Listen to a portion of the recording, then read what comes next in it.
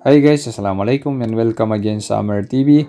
So ang pag-uusapan natin ngayon ay kung paano tayo makapag-renew ng ating PRC card online. So this is the part 2 guys kasi may nagawa na tayo dati pero merong update si Leris na pwede na tayo magbayad through GCash. So ipapakita ko sa inyo guys.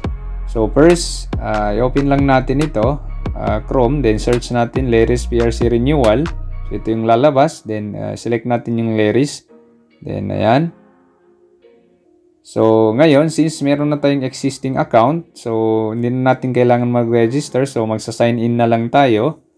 So, ilalagay natin dito yung email and then yung password natin. Okay, so, ayan, nalagay na natin. Check lang natin ito, I'm not a robot. Then, sign in lang tayo.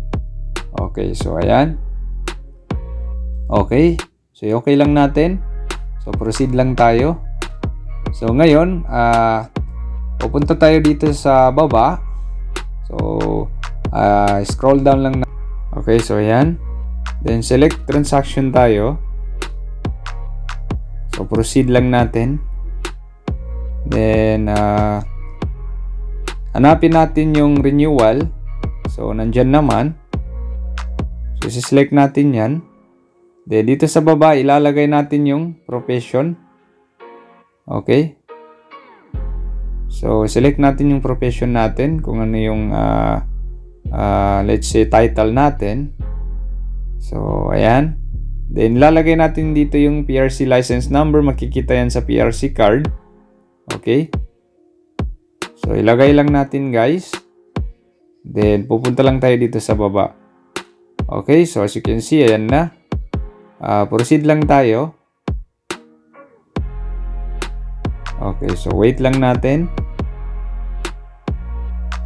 So, ito yung update guys. Ibang update is meron ng PRC center dito sa Cotabato City which is mas malapit sa atin.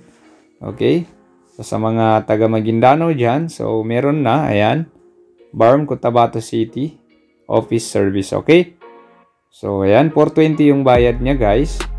So, next lang natin. Then, select natin ito, yung current employer, kung employed tayo.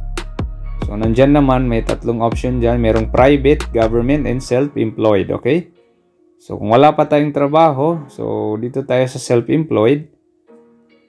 Okay? So, ayan. So, self-employed, guys. So, ibig sabihin, kumikita tayo, pero hindi tayo employed. Okay, so ayan. So ngayon, as you can see, meron ng GCash sa payment method. So ayan. So 420 yung bayad niya guys. Okay, so nandyan na yung schedule natin. Okay. So select natin ngayon yung schedule natin guys.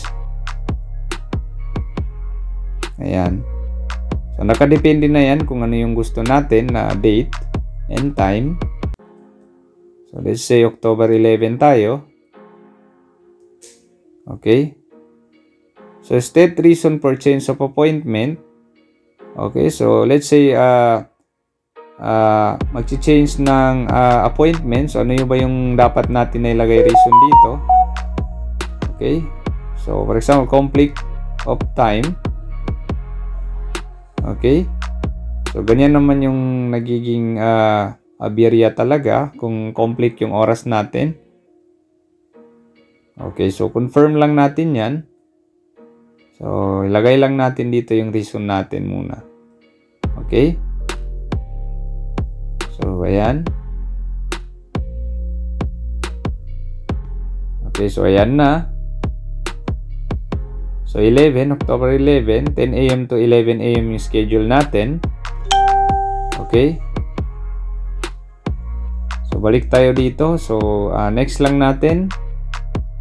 Okay. So, sa payment channel na tayo. So, select natin itong GCash.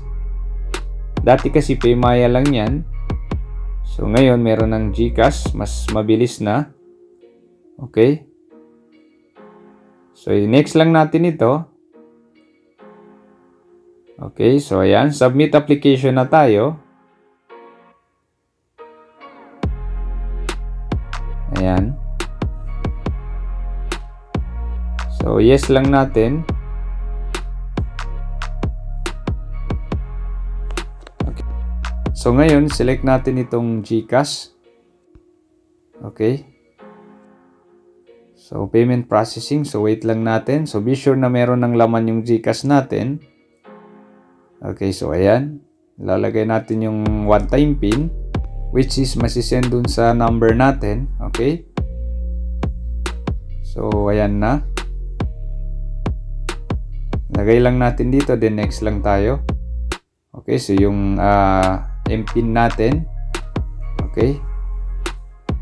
So, ayan na. Pay lang natin.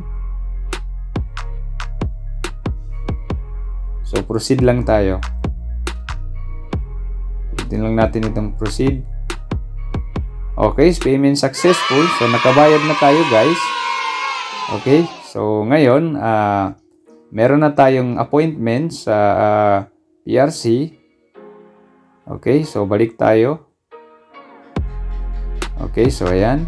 Dito tayo sa existing transaction. Ayan, para makita natin yung transaction natin kanina. So, ayan na. So, as you can see dito sa baba, meron tayong makikitang print renewal form. So, i-print lang natin yan, guys. And then, yung print EOR. Okay? Or yung official recipient siya. Okay? So, print lang natin yan. Then, yan lang yung dadalhin natin dun sa PRC. Okay? So, ganun lang kasimple, guys. So, I hope nakatulong ito sa inyo. Thanks for watching and don't forget to subscribe to Amar TV for the latest videos na aking i-upload. Shukran and wassalam.